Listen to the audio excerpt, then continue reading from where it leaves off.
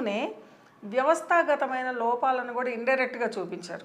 ఒక రైతుకి ఆ ప్రొటెక్షన్ కనుక ఉండుంటే కనుక అతనికి చావు దాకా వెళ్ళాల్సిన అవసరం రాదు అనేది చూపించారు.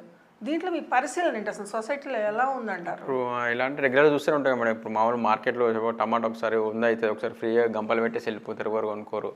ప్లస్ ఇప్పుడు మన దగ్గర కూడా రీసెంట్గా గన్ని బ్యాగ్స్ లేక కూడా ఎంత ఇది అసలు అవి షార్టేజ్ అని చెప్పి చాలాసార్లు వరి కొనలేదు మధ్య రీసెంట్గా 3 days బ్యాక్.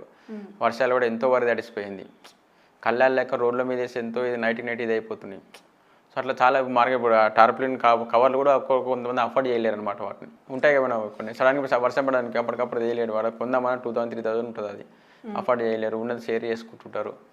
సో అలా ఇప్పుడు ఈ సమాచారం అంతా మీరు న్యూస్ బ్యాక్గ్రౌండ్స్ వీటిలో చూస్తుంటారు, లేకపోతే క్షేత్రస్థాయికి వెళ్తారా? గ్రౌండ్ లేదు మేడం, కొంచెం క్షేత్రస్థాయిలో కూడా కొంచెం ఉంది మేడం. ఎక్కడెక్కడ తిరిగారు ఈ సినిమా కోసం?